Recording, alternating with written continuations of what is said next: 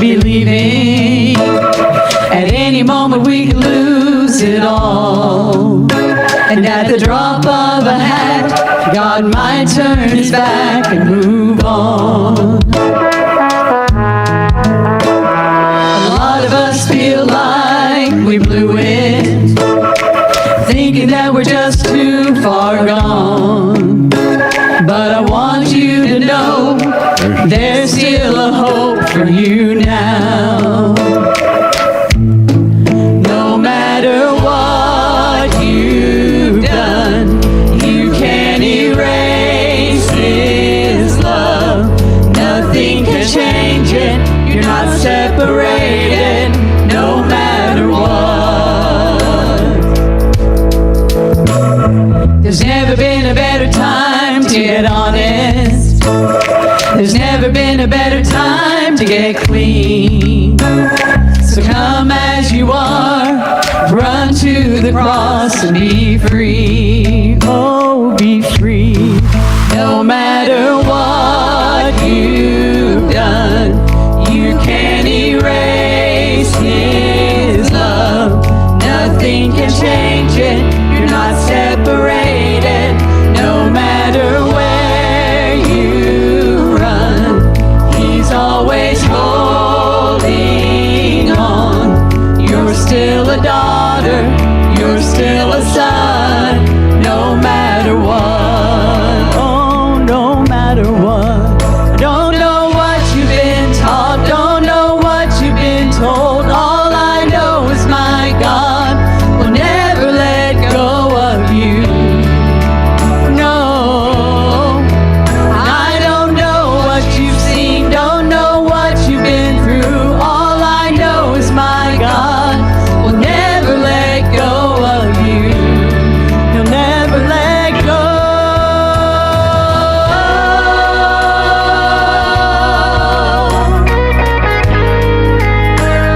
He'll never, never, never let you go.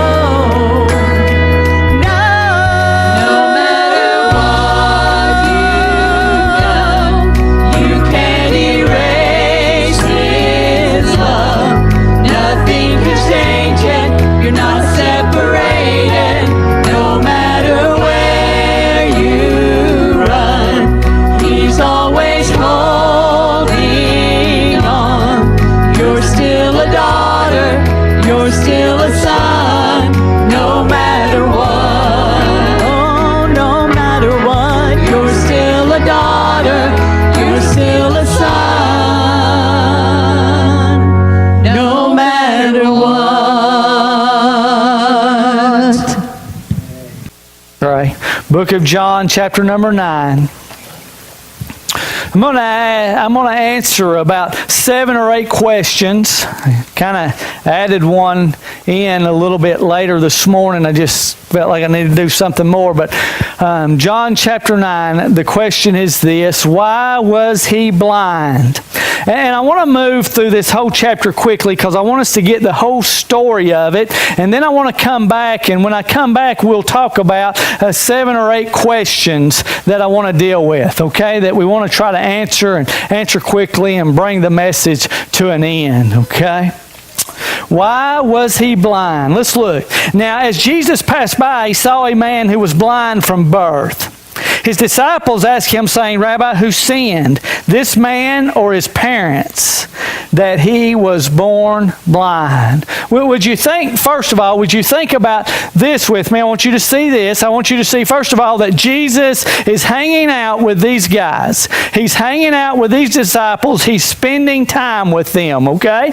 What is he doing? He's making disciples out of them. And I want you to hear them. What are they doing? They are what? They are asking him questions. Why are they asking him questions? Because they have come to the point that he is Lord and they are his disciples. And you know what a disciple is? A disciple is somebody who learns. They are a learner of Jesus Christ. So they are taking this opportunity to learn. But the question that they ask is, this man's blind.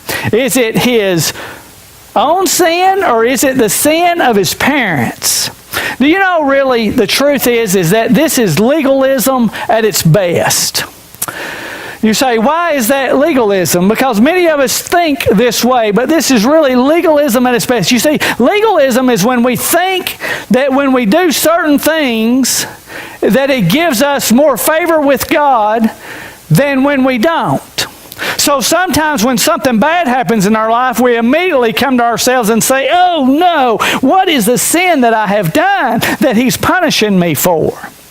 Or sometimes it might be somebody else's life. Something has happened to their life, and you look at their life and you say, whew, I bet they've got some deep-rooted sin in their life. It's kind of like Job's friends, right? Listen, that's legalism at its best, because what is it saying? It's saying, I gain God's favor because of these things I do. And when I don't do these things, then I don't have God's favor. Well, listen to me, though. We do not get God's favor by what we do. Okay? You stay with me. You say, I don't know about that. I don't know that that's true, Chris. Yeah, it is. Remember this. Our self-righteousness is what? So therefore, we don't have anything to offer Him. The best that we could do is filthy rags. We have nothing to offer Him. Okay? So we find favor in Christ one way. What is that way? By faith in Jesus Christ alone. That is the favor. It's not by what we do, it's by what He's done. It's not by what we don't do, it's by what He's not done. He is the one we put our faith and our trust in. Now listen to me.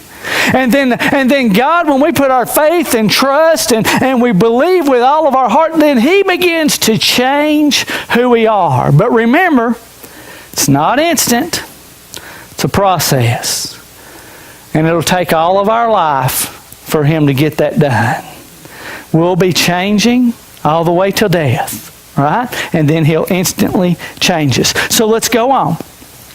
Jesus answered, said, neither this man nor this parent sin, but that the works of God should be revealed in him. You remember that? He said, I must work the works of Him who sent me while it is day. The night is coming when no one can work. As long as I am in the world, I am the light of the world. Look at verse 6. He said these things.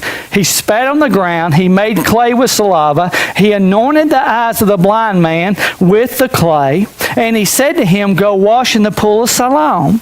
So he went and washed, and he came back seeing. Therefore the neighbors and those who previously had seen that he was blind said, is this not he who sat and begged? Think about this with me for just a moment. First of all, I want you to see this. I wonder if Jesus spoke to him and said, okay, hang on just a minute. I've spit on this dirt and I've made clay mud and I'm fixing to put it on your eyes. Or if He didn't tell him at all, and he just spit in this dirt, he made this clay mud, and he just smashed it right in his eyes. And said, now go and wash. The Bible doesn't tell us whether he told him or whether he just done it. But this is the deal. I want you to get this, okay? The fact of the matter is this is much like creation in the beginning. You see, God reached down, and God took dirt, and God formed man out of that dirt in His own image. What Jesus was doing right here, and I want you to get this, what Jesus was doing was recreating his eyes. He was fashioning him a new pair of eyes. A pair of eyes like would have been in the garden. A pair of eyes that would have been before the fall, before sin entered. He was fashioning him a pair of eyes. Now watch this. He goes to this pool and he washes and he returns. And when he comes back, his neighbors say, wait a minute, was this not he who was begging? Because it doesn't matter, guys. Listen, I want you to get this. If you are in a country, and it's still today, India and places in Mexico today, where there's not welfare programs, where there's not food stamps, where there's not Social Security, where there's not Medicare, where there's not government assistance, if you are an orphan, a widow, or handicapped, the way you survive is beg. Still that way today. That's why there's beggars all over India. That's why there's beggars all over Honduras. That's why there's beggars all over Haiti, because they have no other way to survive if they're handicapped, a child, a widow, orphan. They have no other way. So this is what's going on. And they're saying, is this not the beggar? Now watch this. They have a little argument. Well, no, it's not him. No, maybe it's somebody that looks like him. And he says in verse 9, I am he. I am he. Therefore they said, how were your eyes open? How did this happen? He answered and said, watch this. A man called Jesus made clay, anointed my eyes, and said to me, go to the pool and wash. So I went and I washed, and I received sight. Then they said to him, where is he? And he said, I don't know. Well, you got it. I want you to understand this. What happened? Jesus took this mud, created him a pair of eyes, put it in his head, told him to go wash off the excess. This is really what happens. Go wash your eyes. And then Jesus went about his day. He never waited on him to return. He didn't wait to see if it was going to work. He just went about his day. The guy shows up and they said, who done it? You listen, I want you to think about this. At this point in time, he's not ever seen Jesus. Okay? He don't know what he looks like. I don't know. All I know is he was with some people and they were calling him Jesus. Okay? When they were speaking to him, they were calling him Jesus. And all I know is he put this mud on my eye and I went down to the pool and I washed and now I see. Okay? That's pretty incredible, isn't it? But then this happens. Then they brought him who formerly was blind to the Pharisees. Now, it was the Sabbath. Golly, if I'm Peter and John at this point, I'm pulling Jesus to the side and I'm saying, look, guy, we can save ourselves a lot of trouble if you'll stop doing stuff on the Sabbath. Will this not wait till tomorrow? Could we not have done this yesterday? Do we have to do? You know when we do this on the Sabbath that we're going to have to go before the Pharisees. We're going to get rebuked. We're going to be yelled at because we didn't do it the way they think it should be done. Imagine. At this time, I'm kind of like, dude, pick another day. Pick another day. There's 6 other days we could do this on and not get in trouble. But not Jesus. Why? Because he's got a purpose. So the Pharisees asked him, how did you receive your sight? I'm in verse 15 if you're following. He said to them, he put clay on my eyes, I washed, and I see. You know, at this point he just keeps telling, he says, guys, it's really this simple. There wasn't anything fancy about it. He put clay on my eyes, I went and washed, now I see, and I don't know where he is, and I don't know who he is. This just happened. Okay? Therefore some of the Pharisees said, look in verse 16, this man is not from God, because he does not keep the Sabbath. Watch this. And then he says, I want to read the whole verse. Others said, how can a man who is a sinner do such signs? So there was a division among the Pharisees. There's this division. Why? Look at the division that's happening here. There's a group that says, he don't keep our laws, he ain't right, God can't be using him.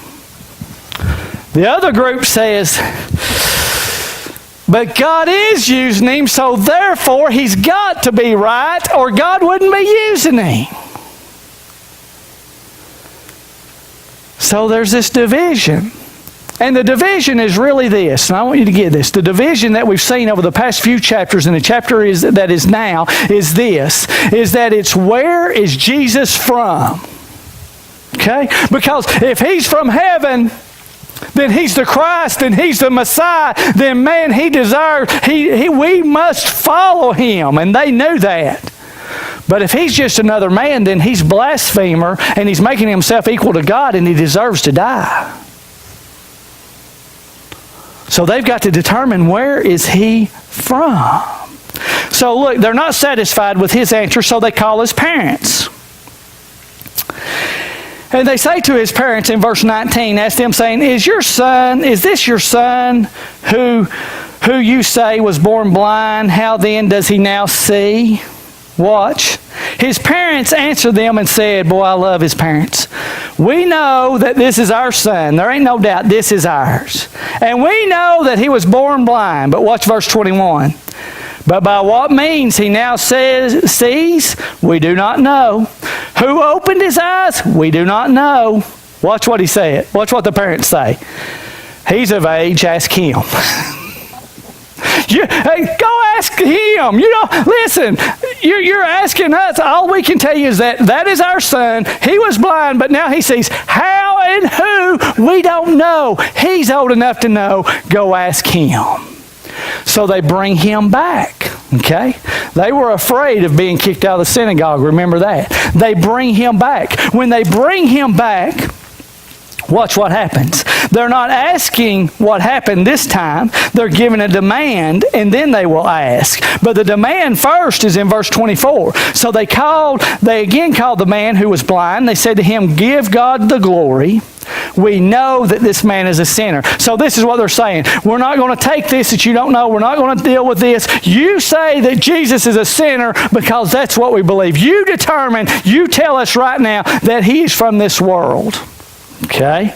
They're making demands of him. Verse 25, watch what he says. He answered and said, whether he is a sinner or not, I don't know.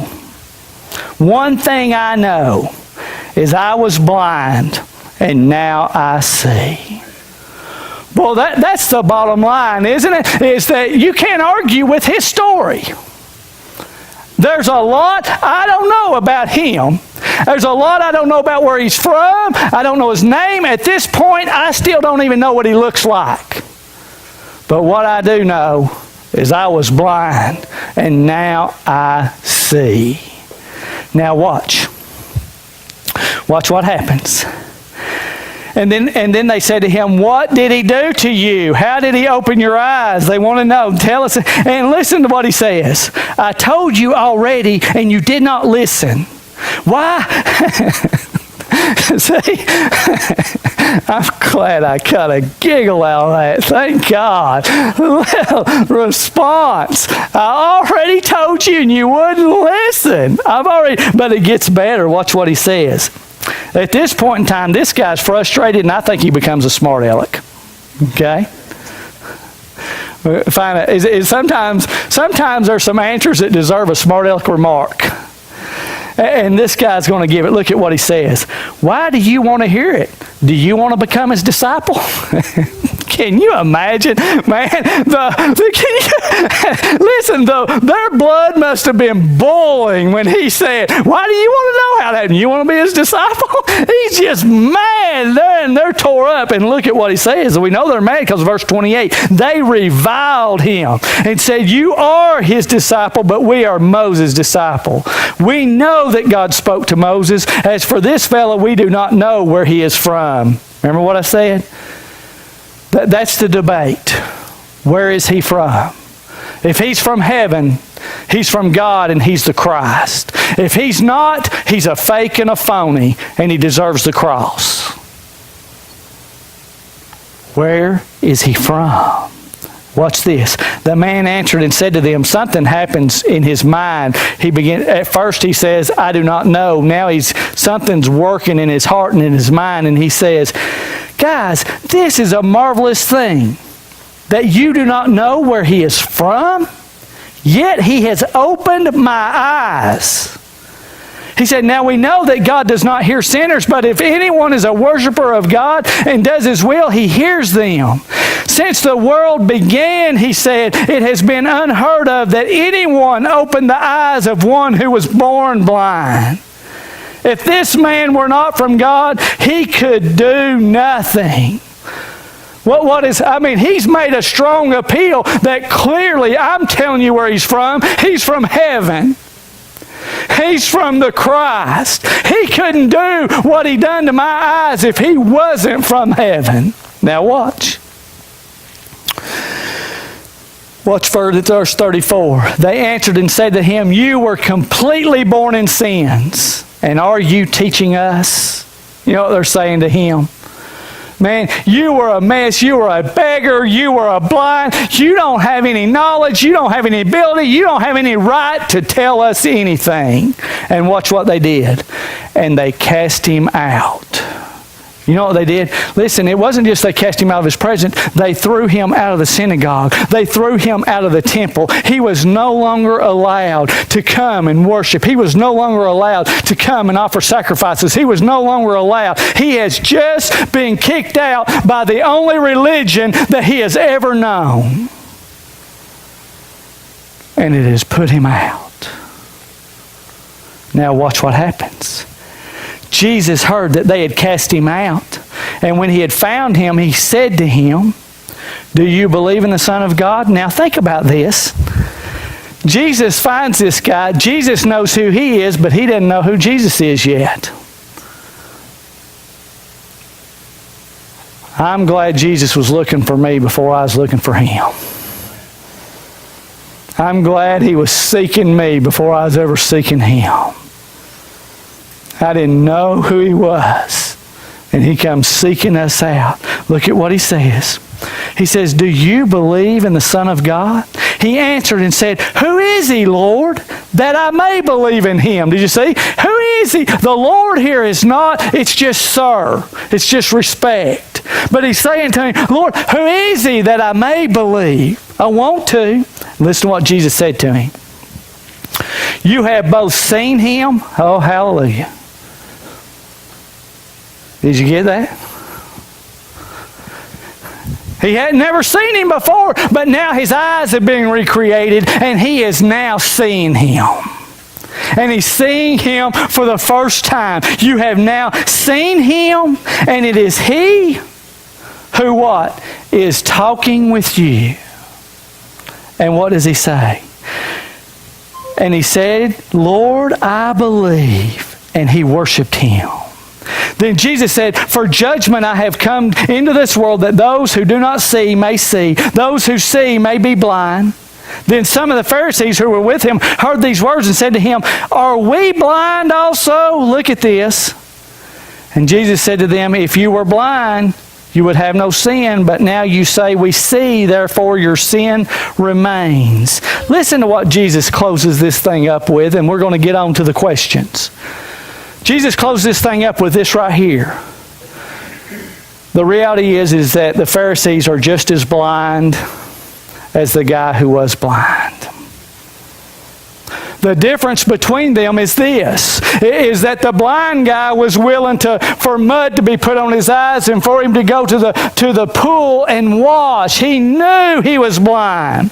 The Pharisees are blind but think they see. And because they think they see, listen, they can't see but they're blind.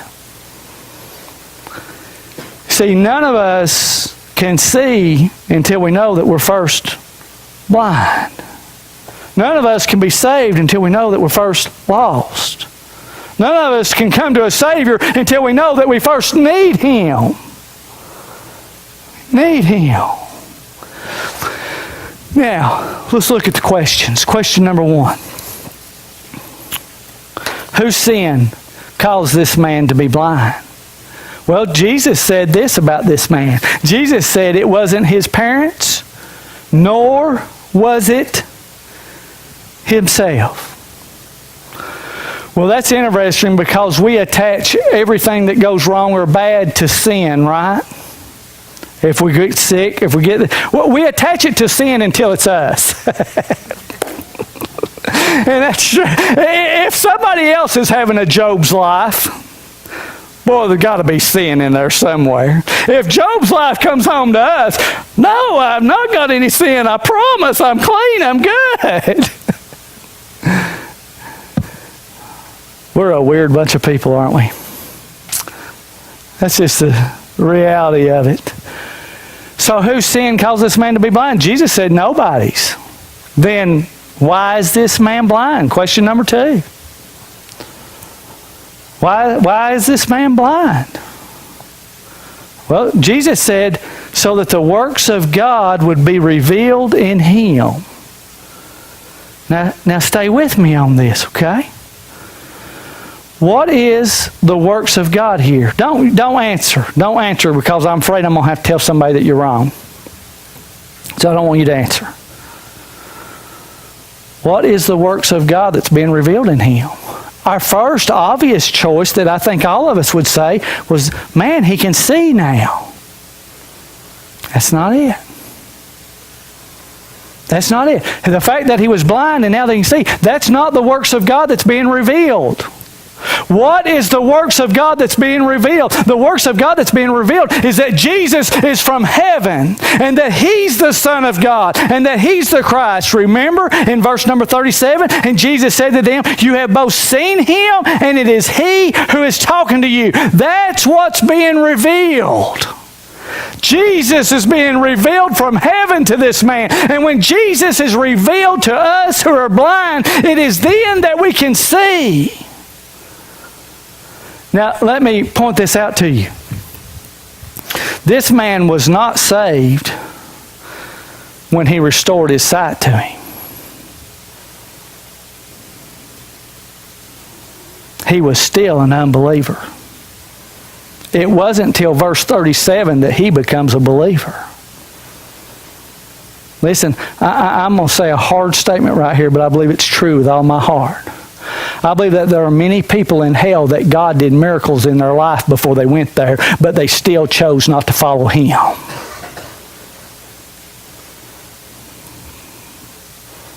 Just because you've had an experience with God don't make you a follower of God.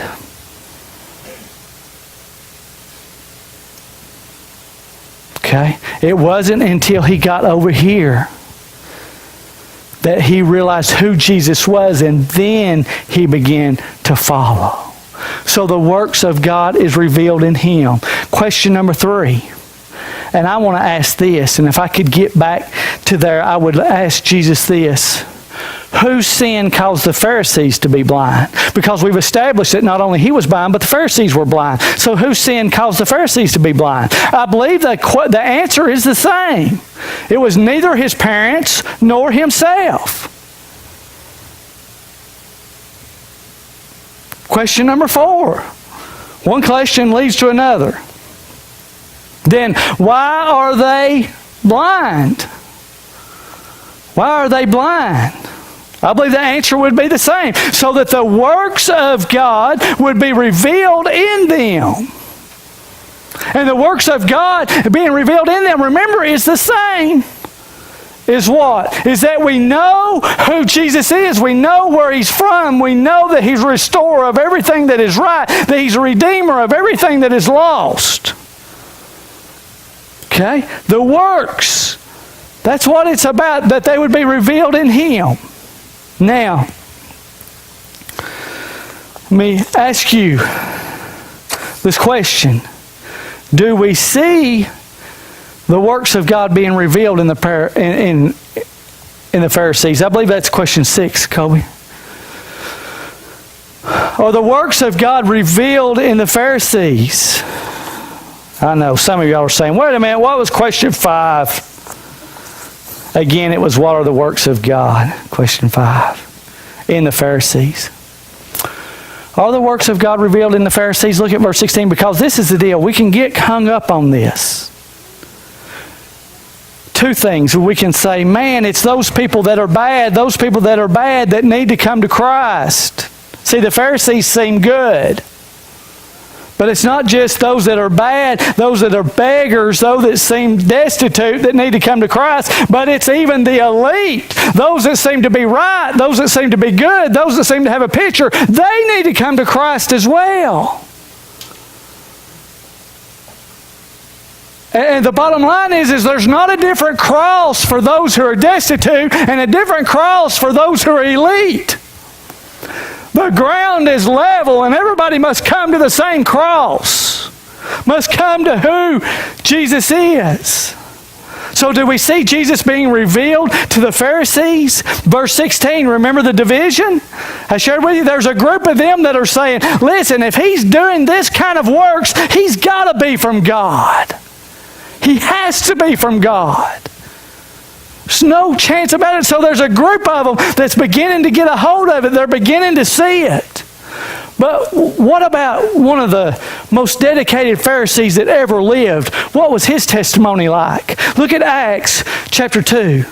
Acts 26. Thank you, Kobe. Acts 26, verses 4 through 15. This was Paul giving his testimony to King Agrippa. My manner of life from my youth, which was spent from the beginning among my own nation at Jerusalem, all the Jews know. They knew me from the first, if they were willing to testify that according to the strictest sect of the religion, listen to what he said, I lived a Pharisee. And now I stand and am judged for the hope of the promise made by God to our fathers. To this promise, the 12 tribes, earnestly serving God day and night, hope to attain. For this hope's sake, King Agrippa, I am accused by the Jews. Why should it be thought incredible by you that God raises the dead? Indeed, I myself thought I must do many things contrary to the name of Jesus of Nazareth. This I also did in Jerusalem, and many of the saints I shut up in prison, having received authority from the chief priests. And when they were put to death, I cast my vote against them. I punished them often in every synagogue. I compelled them to blaspheme. And being exceedingly enraged against them, I persecuted them even in foreign cities. While thus occupied, as I journeyed to Damascus with authority and commission from the chief priest, at midday, O king, along the road, I saw a light from heaven, brighter than the sun, shining around me.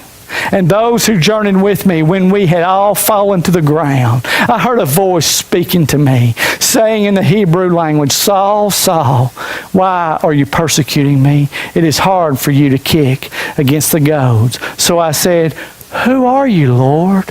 And he said, I am Jesus, whom you are persecuting. This was probably the greatest Pharisee to ever live. And he thought he saw clearly, but he didn't see clearly until he was first blind.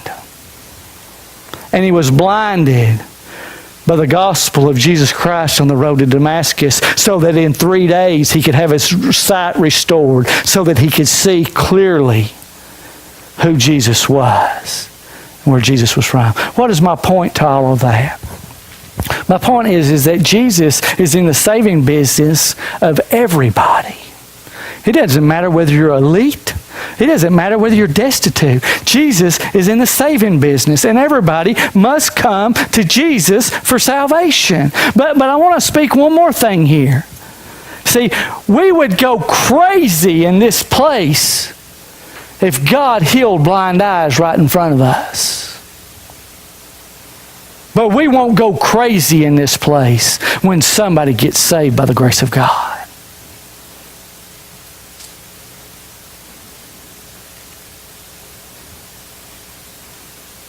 Because we're more impressed with the physical than we are the eternal.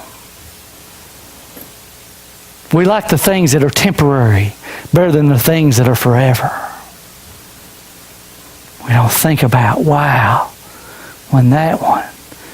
Man, can I tell about your daughter? Can I do that, Heidi? I don't want to embarrass her. Is she in here? Okay. Is it going to embarrass her? This little sis right here this week been asking Mom some questions. Been talking to her mom about some questions. And that sometime during the day, she tells her mom and dad, she says, last night in the middle of the night, I got up and I prayed to God that I could begin a relationship with Christ. You know? I know it probably wasn't those exact words, but I kind of...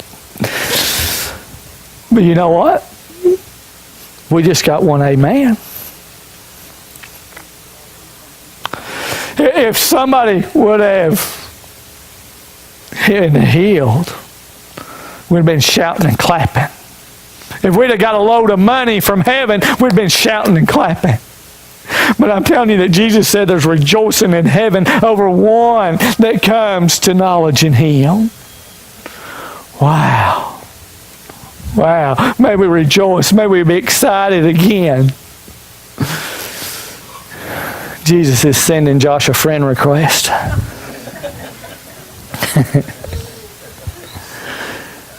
Isn't that true, though?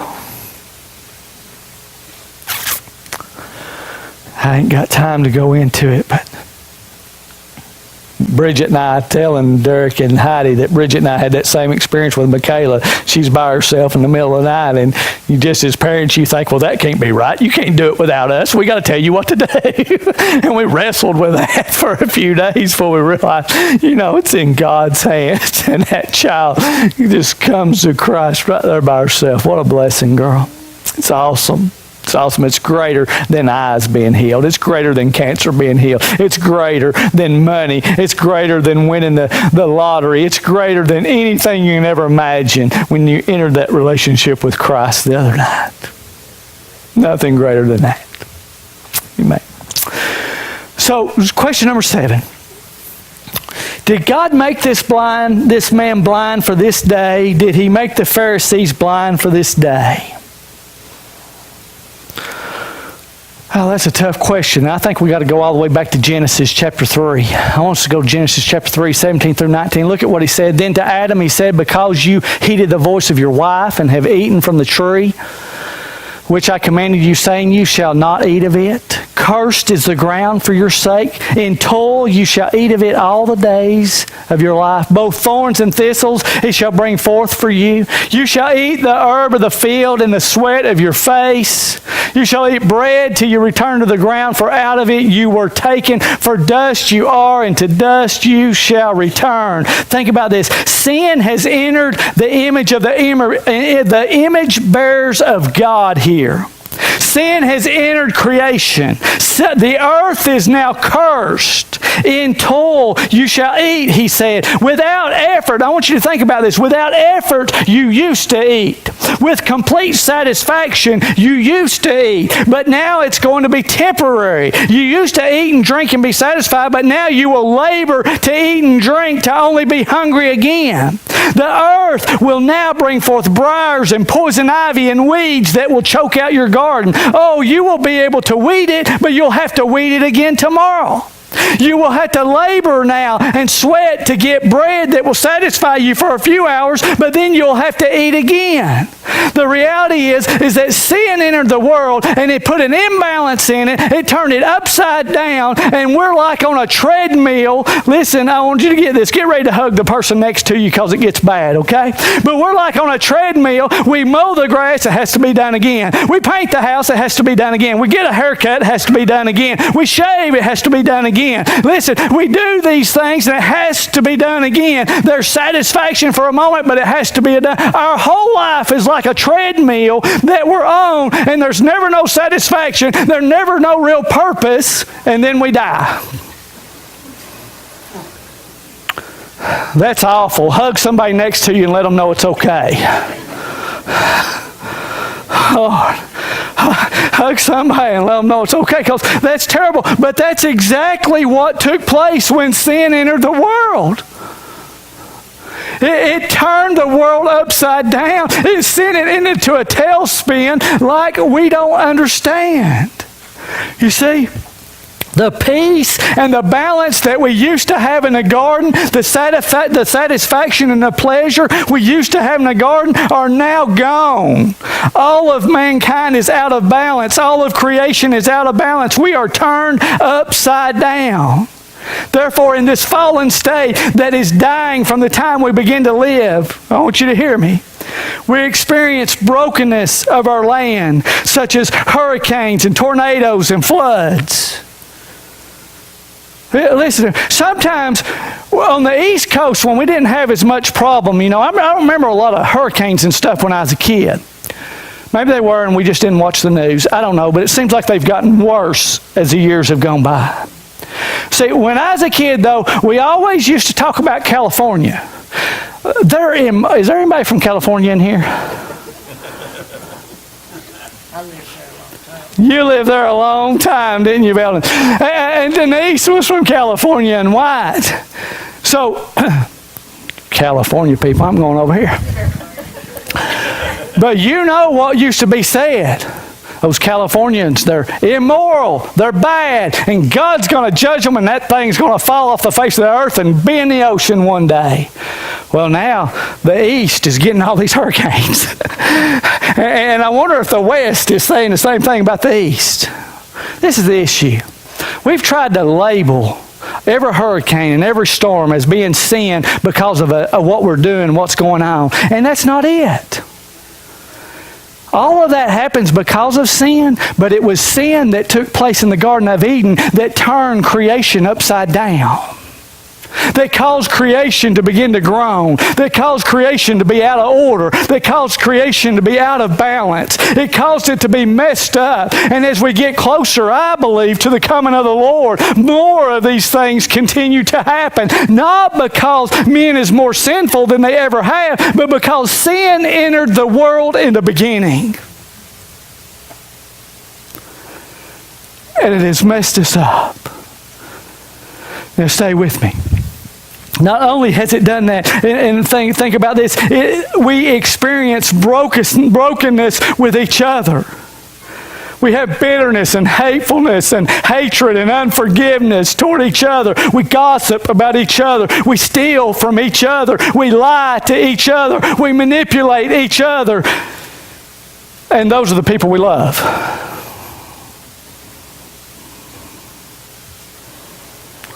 Why do we do all that? Why do we behave that way? Guys, it's because sin entered the world and it messed us up. It made a mess. And I know, I ain't messed up, preacher, it's somebody else. No, you know that's not true. You know it's us. We're all messed up. All got this junk, these things, these thoughts that we fight, and God, in His process of sanctification, begins to change us over time. But think about this. We also experience brokenness in our bodies. Literally, there was no blindness in the garden. There was nobody that couldn't hear in the garden. There was no cancer in the garden. There was no heart problems in the garden. There was no physical handicaps in the garden. All of that stuff entered because of sin in the beginning. We're a mess because the world's upside down. And the worst is, I don't have as many children in the earlier, but I don't know any other way to say this, but the worst is our broken relationship with our Creator and how we treat Him. We belittle Him. We run to others to meet our needs. We run to other stuff to satisfy us. When we get in trouble and we think that there is no one else, we run to God.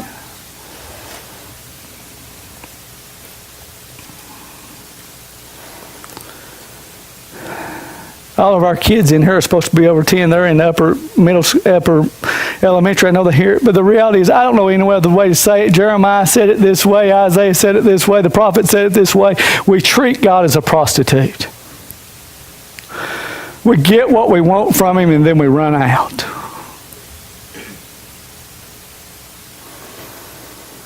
We need Him to fix our lives. We need Him to fix this. We need Him to supply for this. We need Him to provide this, and then we're gone.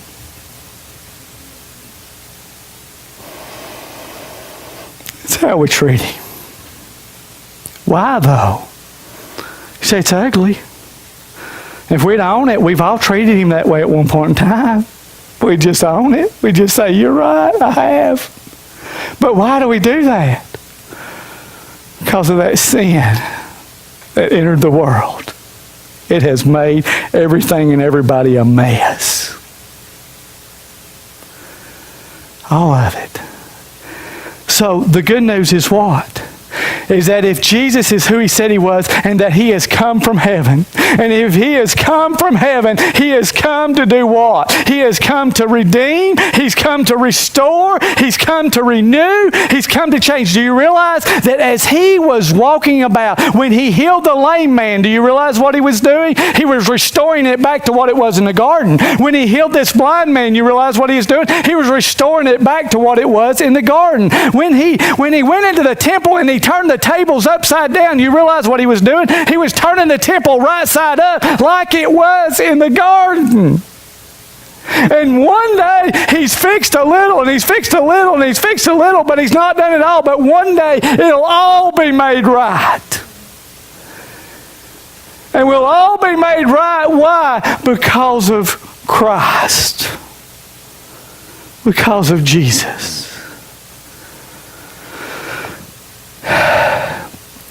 Remember this. I'm coming to a close. I know I've held you longer than I'm supposed to. I'm coming to a close, but remember this. Everything is not always. There's some sin that we do personally in our life that will cause us some consequences. Okay? But we do those sins because of an initial sin that happened in the garden. Okay?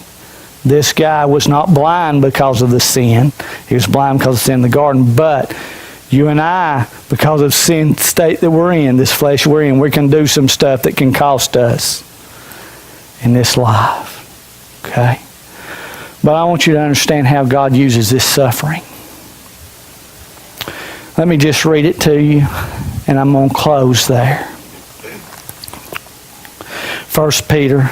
Will you all come on and let's play a part of that song you sung? 1 Peter nailed down trials for us. He nailed down this stuff. Listen to what he said. In this you greatly rejoice, though now for a little while, if need be, you have been grieved by various trials. Okay? This junk that happens, why? Because of the sin that messed the world up. Okay?